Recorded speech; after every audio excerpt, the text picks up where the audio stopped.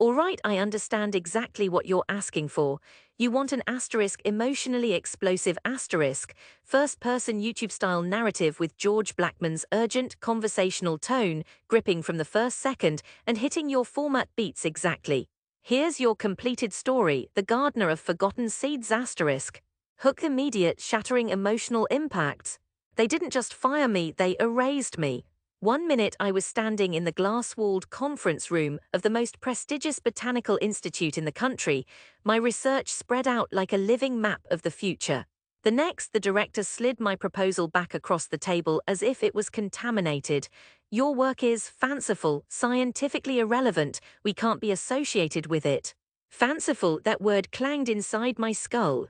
Years of painstaking study, cataloguing ancient seed specimens from forgotten archives, dismissed in a single breath.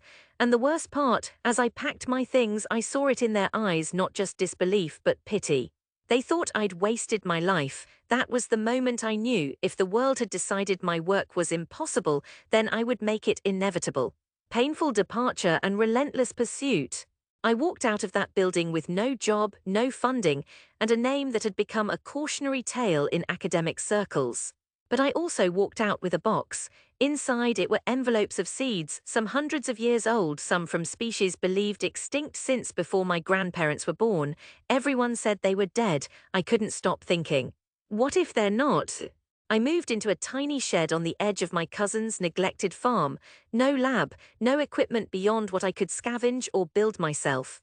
I learned to coax life in silence, working under dim light, recording every failed sprout like a clue in a mystery novel.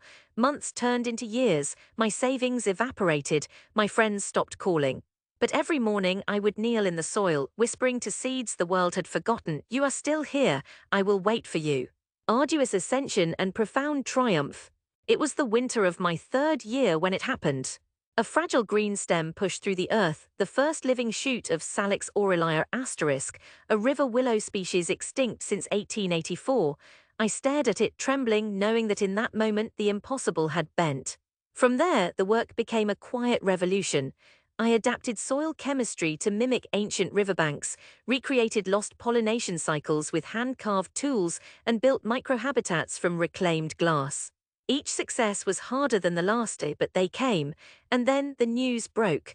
An environmental restoration group stumbled across one of my river willow plots on a site slated for redevelopment.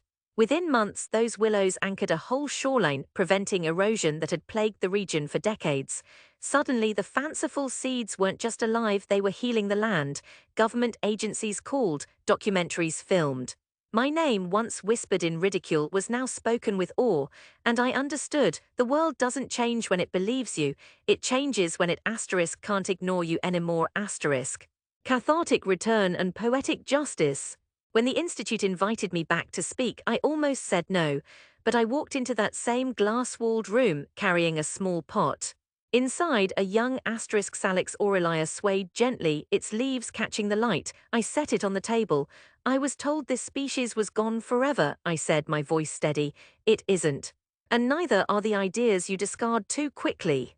The room was silent. The director, the same one who'd once called my work irrelevant, reached out, brushing a leaf between his fingers. I didn't need their apology. I had brought back something they thought was lost, and in doing so I had brought back asterisk myself, and as I left that day I realized the truest thing of all. Sometimes the seeds the world forgets grow into forests no one can ignore. Would you like me to also craft a 15-second ultra-hook intro asterisk version of this story that would grab a YouTube audience instantly before the full narrative begins? That would make retention skyrocket.